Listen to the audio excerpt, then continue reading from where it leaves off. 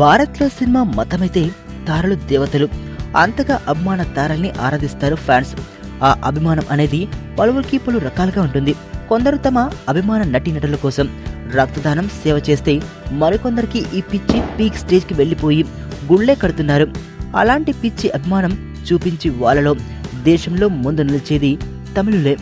అప్పట్లో ఖుష్బూను విపరీతంగా అభిమానించిన తమిళ తంబిలు ఏకంగా ఆమెకు గుడి కట్టేశారు.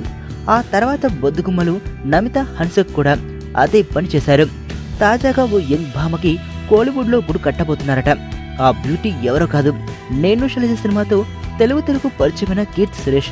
ఈ ముద్దుగుమ్మ టాలీవుడ్తో పాటు తమిళంలోనూ ఏకకాలంలో అవకాశాలు చేజిక్కించుకుంటోంది. దొడరి అనే చిత్రంతో ఇటీవలే కోలీవుడ్ ప్రేక్షకులకు పరిచయమైన కీర్తి సురేష్ తమిళంలో కీర్తి చేస్తున్న సినిమాలకు మంచి రెస్పాన్స్ వస్తుండడంతో ఫ్యాన్స్ ఈమె పట్ల విపరీతమైన అభిమానాన్ని చూపిస్తున్నారు తంబిలు. ఇక కొత్తగా చెప్పేదేముంది, కీర్తి కూడా గుడి రెడీ చేసేశారు. అయితే ఖుష్బూ, నమిత, హన్సికలు అంతటి అభిమానాన్ని సంపాదించుకోవడానికి చాలా ఏళ్లు పట్టింది. కానీ కీర్తి సురేష్ మాత్రం అతి తక్కువ టైంలోనే తమిళుల మనసు గెలుచుకుంది.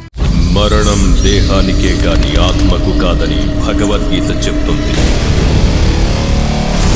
మనిషి బరువెంతున్న మరణానంతరం 21 గ్రాములు తగ్గుతుందని సైన్స్ చెబుతుంది.